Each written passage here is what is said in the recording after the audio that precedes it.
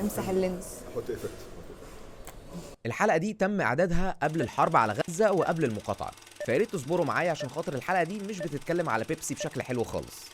بيبسي ولا كوكا كولا؟ كولا. لا كوكا كولا طبعا. بيبسي. كوكا كولا. بيبسي. بيبسي ولا كولا؟ بيبسي. كوكا كولا. بيبسي. بيبسي ولا كوكا كولا؟ بيبسي. بيبسي. لا علي صوتك والنبي. بيبسي. بيبسي ولا كوكا كولا؟ بيبسي. بيبسي. كوكا. كوكا كولا. بيبسي. لا بيبسي طبعا. بيبسي ولا كوكا كولا؟ بيبسي طبعا. بيبسي. بيبسي فور ايفر. بيبسي ولا كوكا كولا؟ بيبسي. كولا. بيبسي ولا كوكا كولا؟ صراحة مش عارفة. عايز بس الرقاق اللي انت بتعمليه ده اللي هو بالزيتون ده بالجبنه. هو المتعارف عليه بيبسي، بس تحس ان كوكاكولا هنا يعني ليه ما بتجاوبش على اندر ريتد شويه، فانا هقول كوكاكولا.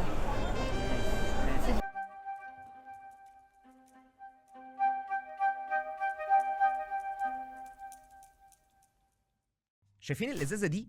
الازازه دي اقوى مني ومنك ومن الزمن ومن الايام، لان الازازه دي وراها تيم ياكل الزلط. العالم في حيره لحد يومنا ده، بيبسي ولا كوكاكولا؟ تيجي تسال الويتر تقول له لو سمحت عايز بيبسي، فيقول لك لا والله معلش كوكاكولا. عارف لو قلت له كوكاكولا هيقول لك لا والله معلش الموجود بيبسي. وده كان الحال في واحد من اكبر واشرس الاسواق الموجوده في العالم، وهو السوق الامريكي. بيبسي ولا كوكاكولا؟ في اوائل التسعينيات الصراع ما بين كوكاكولا وبيبسي على مين يكون ليه الحصه الاكبر من السوق كان واخد كذا شكل، واللي انا جاي اتكلم عليه النهارده هو الاعلانات والهويه بتاعت الشركه، خصوصا ان المنتجين اللي هم بيبيعوهم شويه ميه غازيه بسكر، لا اكتر ولا اقل. كوكاكولا تعتبر هي اللي واخده وضعها لان هي الاقدم وبتمثل الاوريجيناليتي، فكانت بتركز اكتر على الموضوع ده في اعلاناتها. بيبسي بقى خدت سكه تانية خالص، وكانت سكه عبقريه الحقيقه، وهي ان الشركه هتاخد اتجاه الكول، الجيل الجديد، جيل بيبسي. وعلشان يزرعوا الفكره دي اعلاناتهم كانت كلها روشه، فيجيب لك مثلا مايكل جاكسون، شاكيل اونيل الديزل اسطوره السله، وهو الواد الصغير بيذله عشان خاطر يديله بس بق بيبسي واحد. لعيبه الكوره اللي مدغدغه الدنيا زي بيكهام ورونالدو، لا مش ده، انا قصدي على الحقيقي، رونالدو الحقيقي.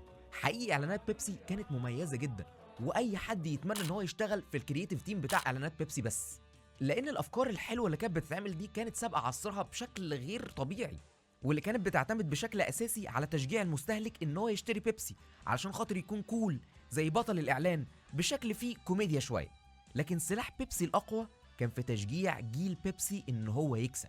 ايوه يكسب عن طريق ان هو يجمع نقط او كوبونات ويكسب بيها هدايا. موضوع الهدايا ده كان عبقري جدا الحقيقه، اصل يعني مين مش عايز يكسب؟ يعني بذمتك مين مش عايز يكسب حاجه من ايد القمر ده؟ لكن من ضمن الاعلانات الروشه بتاعت جمع واكسب في اعلان اتعمل سنه 95 هيطير وهيقلب كل الموازين في عالم الاعلانات في العالم كله، والاعلان ده هو اللي انا جاي اتكلم عنه اصلا.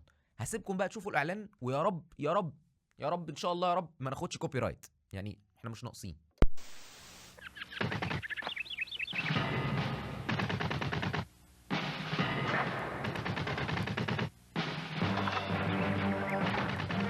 Introducing the new Pepsi Stuffed Catalog.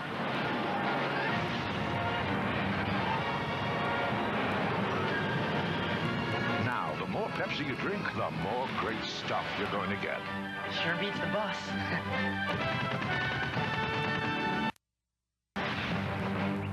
الاعلان ده بيقول ان انت ممكن تبقى شبه الشاب الروش اللي طالع في الاعلان ده، يعني مثلا ممكن تجيب التيشيرت بتاع بيبسي مقابل 75 نقطه، والجاكيته الجلد دي لو جمعت 1450 نقطه، وفي بقى كتالوج فيه يعني شويه تجميع كده لكل الحاجات اللي انت محتاجها. وفي الاعلان ده بيقول لك ان الشاب الروش ده جاب الطياره المقاتله اللي هي من طراز هارير جيت في مقابل 7 مليون نقطه بس، وطبعا بيطلع يقول لك احسن من الباص. Sure beats the bus. اكيد طبعا احسن من الباص، يعني هو اي حاجه احسن من العربيه الصندوق اللي انا كنت بروح فيها المدرسه عامه يعني.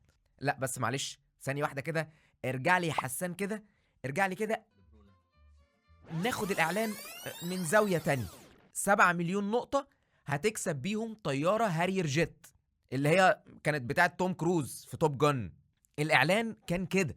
الإعلان مر على الناس كلها مرور الكرام، لكن على جون لينارد كان بالنسبة له حاجة مختلفة. جون لينارد كان شاب أمريكي عنده 20 سنة في وقت ظهور الإعلان ده، متربي على جيل بيبسي من وهو قد كده اهو. اتربى بيشوف إعلانات بيبسي، بيجمع، بيكسب. جون كان شاب جريء، ويمكن جرأته دي هي اللي سبب كل اللي هيحصل له. جون كان شغال مرشد لمتسلقي الجبال في أجازة الصيف في المدرسة. يا أخي ده أنت جريء جدا يا عم، مفيش جرأة كده يعني. وفي يوم من أيام أجازته لقى شوية شباب معاه في المدرسة عمالين يقطعوا الليبل بتاع شركة بيبسي من على الأزايز. في يا جدعان؟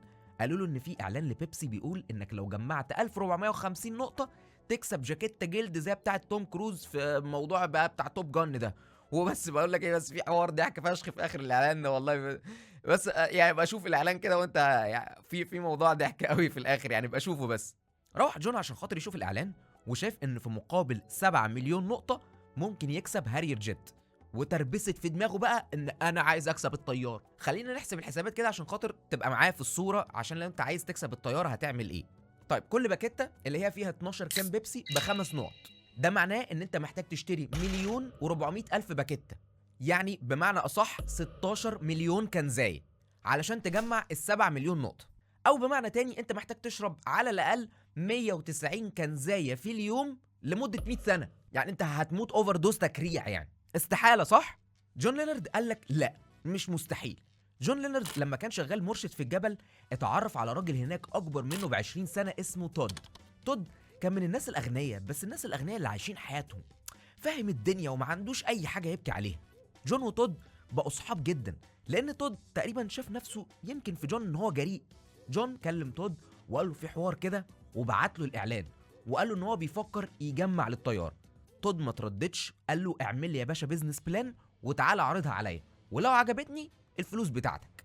عمل جون البيزنس بلان وقال له بص يا تود يا اخويا، احنا كده هنشتري تقريبا اللي هم 1400 باكيت بيبسي، وانا هنحاول ان احنا نأجر 6 مخازن، وهنوظف من حوالي 45 لحد مثلا 50 عامل كده، وسواقين بقى، وناس تشيل الليبل من على بيبسي، وناس تشيل بتاعه الكنزايه. ويعني العمليه دي كلها مثلا بعد حوالي 2-3 من العمل الدؤوب والشغل الجامد قوي هنقدر ان احنا نكون ان شاء الله جمعنا ال7 مليون نقطه عشان خاطر نجيب الطياره.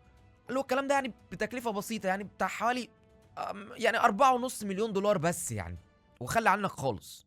تود قال له انت هتستعبط يالا، انت فاكرني مين؟ انت فاكرني تود عنخ امون؟ بصراحه تود في الحقيقه قال له هي الفكره حلوه، بس يعني هي صعبه جدا. اصل يعني في كذا سؤال.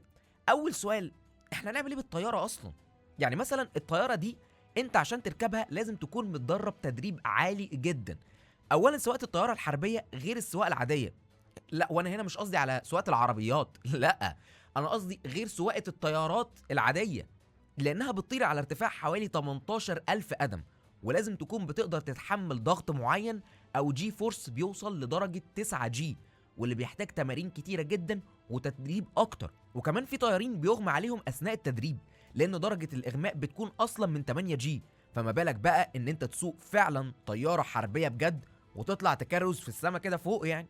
والفكره ابتدت تتلاشى من قدام تود تماما، لانه هو بصراحه فكر بالعقل يعني، وما اقتنعش خالص بالحجج بتاعه جون ان احنا ان شاء الله باذن الله هنجيبها بس ونتعلم عليها. يا ابني هي عجله، طب نأجرها. يعني انا مش فاهم انت ليه مصمم تعملها ان هي عجله. لكن جون بقى الفكره كانت مشعشعه في دماغه، وهو فعلا كان نفسه يكسب الطيار، هو عايز الطياره يا جدعان. بعد شويه جون اتسحل في الدراسه لكنه منسيش الحلم.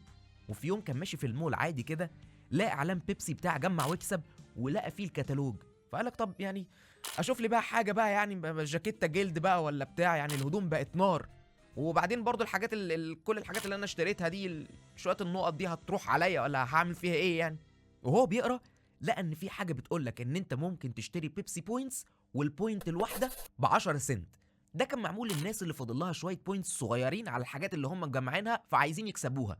بس جون بص للموضوع ان الكلام ده معناه ان هو علشان يجمع 7 مليون نقطه حق الطياره الهارير ممكن يدفع 700,000 دولار بس. بعد ال4.5 مليون دولار ممكن يدفع 700,000 دولار بس. جري جون على سماعه التليفون زي المجنون عشان خاطر يكلم تود، واول ما تود سمع الكلام ده قال له هات لي الكتالوج ده وتعالى لي. وبالفعل لقى ان كلام جون سليم، وبناء عليه قال له اتفضل يا باشا، ادي الشيك ب700,000 اهم، بس امان عليك يا شيخ، امان عليك، اول والنبي ما تجيب الطياره بس تديني لفه، عايز كده بس اجرب الحركه بتاعت توم كروز وعدي كده الطياره ما بين برجين التجاره العالمي كده، فاهمين؟ بيبسي كانت عامله فورم كده بيتحط فيها المبلغ والكوبونات اللي انت جمعتها واللي انت عايز تبدلها بايه. لكن بيبسي ما كانتش متوقعه ان هيجي لها جواب في البريد فيه 3 ليبل لبيبسي ومعاهم في الفورم شيك ب $700,000 وطلب اننا محتاجين والله الهارير جيت ويكون لونها ازرق بيبسي. الكوره بقت في ملعب بيبسي والوضع هناك بصراحه كان هادي خالص، يعني قال لك يعني الواد ده اكيد بيهزر، يعني اكيد ده افيه يعني ان شاء الله، ده اكيد مش بجد، ده عيل بيلعب يعني. فاكرين الاعلان المشهور بتاع شركه فريسكا؟ يعني تخيل انت مثلا مدير في شركه فريسكا ولقيت طلب وجواب على المكتب بتاعك كده اول ما جيت الصبح من شاب فعلا عايز مارادونا يوهبه في خاده، اكيد هتاخد الموضوع بضحك طبعا وهتقول ده بيهرج. جون بقى سرح بخياله وقال لك يا ترى فعلا هيكون في لون ازرق بيبسي ولا يعني هاخده سيلفر بقى زي بقيه الطيارات. ويعني العشم بصراحه عمل معاه حاجات يعني مش احسن حاجه يعني، وكل شويه قاعد جنب صندوق البارود يقعد يفتحه ويشوف اذا كان جاله جواب ولا لا، وقاعد جنب التليفون يشوف شركه بيبسي هتكلمه ولا لسه، لحد ما فعلا وصلوا ظرف وعليه لوجو بيبسي. والله الدنيا هتضحك لك، ده انا هذبح عجل واقعد اخمس بيه كده على الطياره كده. بيفتح جون الظرف وكل التوقعات بتيجي في دماغه، وامه مسكت الكاميرا عشان خاطر تصور اللحظه التاريخيه اللي ابنها هيكسب فيها طياره اخيرا، وعماله بتفكر هيركنوها فين، قدام العربيه ولا على اول الشارع ولا هنشوف لها جراج ولا هنعمل ايه. فتح جون الجواب وابتدى يقرا اللي مكتوب جوه الجواب. الجواب كان مكتوب فيه: عزيزي جون لينارد، شكرا على مجهودك وعلى ثقتك في بيبسي. بس يعني معلش والله هي دي كانت نكته، هو انت نرم ولا ايه؟ بص على العموم الظرف ده فيه 2 كوبون لباكيتتين بيبسي تشربهم يا حبيبي بألف هنا وصحه ويعني وسعاده على قلبك يا رب ان شاء الله. ويعني بص ما تهزرش في الهزار ده تاني ماشي، وروق على نفسك كده يعني وشوف لك حياه يعني بجد يعني، عشان خاطر اللي انت بتعمله ده مش طبيعي يعني. شكرا على اختيارك بيبسي، خليك عطشان. بعدها بكام يوم بيبسي بترفع قضيه على جون لينارد وعايزه تاخد حكم محكمه انها مش ملزمه تدفع لجون اي حاجه خالص ولا تديله الطياره. طبعا الموضوع ده بالنسبه لجون يعني كارثه، ازاي هيقف قدام تيم المحاميين بتاع شركه عملاقه زي شركه بيبسي؟ الموضوع ده ممكن ياخد شهور وسنين كمان. جون وتود معهمش اي حاجه تثبت اي حاجه غير الاعلان اللي بيقول ان هو مقابل 7 مليون نقطه ناخد الطياره، الاعلان وبس. طيب احنا قلنا تقريبا كل الكلام اللي حصل بسبب الاعلان ده، بس اصلا خلينا نبص نشوف ازاي الاعلان ده اتعمل ومين اساسا صاحب الفكره العبقريه بتاعت الاعلان ده. صاحب الفكره هو مايكل باتي، واحد من انجح الكرييتيف دايركتورز في فتره التسعينيات وصاحب جوائز كتير جدا في الاعلانات، ومش هتكلم عنه كتير يعني لانه هو اسطوره بصراحه. انا احط يعني لينك فوق او لينك هنا او لينك في الديسكريبشن للبروفايل بتاع الراجل ده، انت بقى براحتك تشوف الحاجات اللي هو عملها. فكره الاعلان جت لمايكل لما افتكر وهو صغير في البلد حداهم يعني ان زمان كان في مكان زي التوحيد والنور كده بينزل عروض وبتاع في الكريسماس، وكانت العروض دي بتبقى في شكل كتالوج، وكان بيكون في اخر صفحه حاجه اسمها فانتازي بريزنت او الهديه الخياليه. دي عباره عن حاجه زي مثلا عربيه مرسيدس انتيكا، لا مؤاخذه بيضه تنين ذهب، غواصه لراكبين تقدر تنزل وتغوص بيها في اعماق البحار لو بس اشتريت مشتريات بقيمه مثلا $500، وكان بيتحط فيها ارقام فلكيه علشان خاطر تبقى فعلا الجايزه مستحيله، لسبب واحد بس انها تشغل دماغ المستهلك ان هو بس يقعد كده مع نفسه ويفكر ويقول لك ياه انا بس لو كسبت الغواصه النفرين دي يا نهار ابيض هروح اجيب بيها الكنز بتاع تايتانيك اللي ضايع ده. مايكل قال لك طب الفكره دي جامده، بس تعالوا نبدل الغواصه دي بطياره هارير جيت، وبالفعل عمل الستوري بورد بتاعت الاعلان وعرضه على شركه بيبسي اللي قدر يحول فيه اعلان ممل جدا لاي حاجه بتاع جمع واكسب لاعلان فعلا فيه فكره واعلان قمه في الروعه. لكن الستوري بورد اللي مايكل عمله ما كانش هو اللي طلع فعلا في الاعلان. مايكل كان شايف ان المفروض يطلع في الاعلان هو شاب زيي وزيك، شبهي وشبهك، قارن ورقي بورقك. الواد اللي هيكسب الطياره ده لازم يبقى الشاب الاندر دوج، الواد اللي مرمي في الفريند زون، الواد اللي هو مش اروش واحد كشكل وبيقعد رابع ورا، الواد ابو دم خفيف فاهمني، اللي ما عندوش مز لكن عنده بيبسي، وبسبب بيبسي يقدر يكون محبوب ويقدر يكون عنده الطياره الهارير جيت. لكن طبعا الفيجن دي ما عجبتش الكلاينت، ما عجبتش بتوع بيبسي، قال لك لا لا لا لا احنا عايزين نجيب يعني عايزين نجيب شاب كده موديل، شاب يكون وسيم. بنفكر مثلا في احمد مالك. وين بيحمى اخوه ولع. ولما طبعا الفاس وقعت في الراس، الكلاينت شركه بيبسي طلبت من مايكل والتيم بتاعه ان هم يعملوا اعلان جديد. عارفين بقى مايكل لما عمل النسخه الاولانيه بتاعت الستوري بورد، الرقم كان محطوط كام في الاخر خالص على الهاريت جيت؟ تخيلوا كان مكتوب 700 مليون نقطه، زي الكتالوج زمان اللي هو كان بيشوفه والحاجات اللي كان بيحبها زمان. لكن برضو الكلاينت في الوقت ده في واحد اعترض وقال لك يا جماعه معلش بس هو معلش بس هو الرقم ده كام؟ اصل انا شايف 7 وجنبها يعني دول كام؟ والله انا مش عارف اعد الاصفار والله. طب انتوا عارفين تقروا؟ عارفين بقى اللي هي الناس اللي بتبقى قاعده في الاجتماعات بتاعه الشركات، بيبقى في واحد بيتكلم وبيبقى في حواليه مينيونز كده، اللي هو كل ما يقول كلمه يقعد يقولوا فعلا عندك حق عندك حق. ده بالظبط اللي حصل، واتغير الرقم من 700 مليون نقطه ل 7 مليون نقطه عشان خاطر في واحد من الكلاينت مش عارف يقرا الرقم. تعديل كلفهم اللي احنا بنتكلم فيه ده كله، فضيحه عالميه. وبعد كده الكلاينت جه عدل تاني وقال لك لا بص احنا هنحط 700 مليون نقطه وهنحط بعدها ما بين قوسين وي ار كيدنج جاست كيدنج، كاننا بنقول للمستهلك او للراجل اللي بيتفرج النكته اهي اضحك، اهي نكته اهي اضحك على النكته. وده طبعا في عرف الاعلانات يعني كارثه كبيره جدا، او بمعنى اصح ده اعتراف صريح من شركه بيبسي ان هم غلطوا في الاعلان، وان هم فعلا الموضوع بتاع الطياره ده مضطرين ان هم يفلفل الرغبه بتاعت جون لينارد. وكل الموضوع ده حصل بسبب ان في واحد مش عارف يقرا الرقم الكبير بس كده. جون اتفاجئ بمكالمه من الشؤون القانونيه في بيبسي وهم بيدعوه في اجتماع. جون بيكلم تود وتود بيكلم محامي صاحبه وبيروحوا يقابلوا بيبسي عشان خاطر يشوفوا الكلام عليه. سافر الثلاث رجاله ودخلوا الشركه وقعدوا في اوضه اجتماع، لقوا منتخب نادي نقابه المحاميين داخل عليهم، وابتدوا الكلام بان يعني بس معلش بجد هو يعني انتوا عايزين ايه؟ رد محامي جون وقال احنا عايزين الطياره. لا بجد ما تهزرش بقى، بجد عايزين ايه؟ يعني عايزين كام يعني؟ اصل يعني بجد اصل الهارير جيت دي يعني هي طياره عسكريه يعني مش فاهم انتوا بتفكروا في ايه. المحامي قال له لا دي كده بقى دعايه مضلله، واحنا يعني انتوا لازم توفوا بالعرض. واستمرت المناقشات لفتره، وبعدها المحامين بتوع شركه بيبسي لمحوا يعني ان ممكن يكون ان احنا نوصل لحل وسط ويبقى فيه تسويه، وممكن نعرض عليكم فلوس. وكتبوا في الورقه رقم 1 وقدامه 6 صفار، واتمنوا يعني ان شاء الله ان جون وتود يكونوا بيعرفوا يقروا الاصفار اللي جنب الرقم. يعني $1 مليون ارنب. الكلام ده سنه كام؟ الكلام ده سنه 96 1996 ها، فده ثروه. تود بقى الراجل الكبير قال لجون، قال له يا ابني خد $1 مليون دول وابتدي بيهم حياتك، حلوين مش وحشين زي الفل. جون تربس في الارض وقال له لا ماليش دعوه بقى انا عايز الطياره.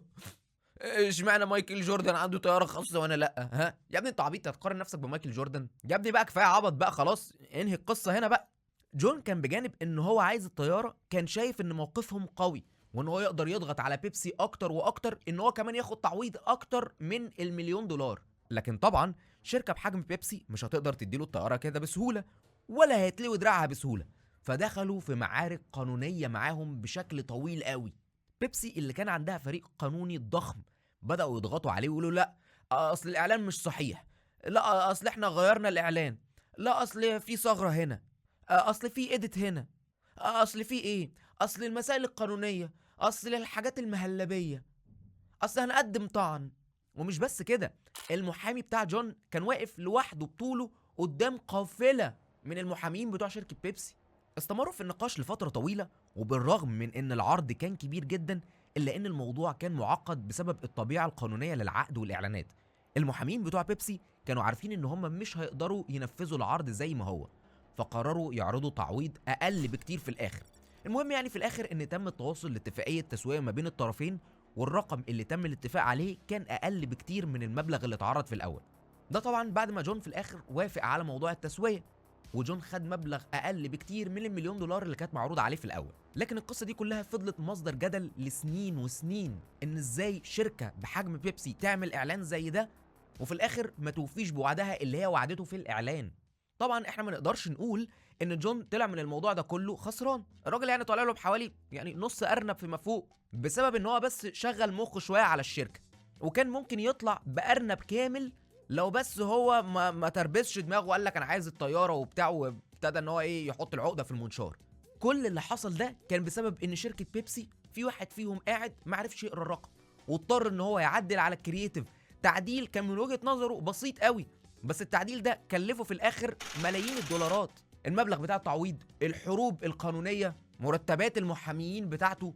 الشركة دخلت في فضيحة كبيرة واضطرت انها تدخل في محاكمات قانونية طويلة، وخلت اللي يسوى واللي ما يسواش يتكلم عن الموضوع. مش قصدي كده يعني، انا من الناس اللي تسوى على فكرة. وده بيخلينا نوصل للنقطة بتاعت لو انت كلاينت وفي حد كرييتيف جالك، اسمع منه للاخر، عشان خاطر التعديلات اللي انت بتبقى شايف ان هي من وجهة نظرك بسيطة ويعني مش هتأثر في حاجة، ممكن توصلك لكارثة، لان الكرييتيف بيبقى بيفكر في كل حاجة ليها علاقة بالاعلان من اول نقطة لحد اخر نقطة.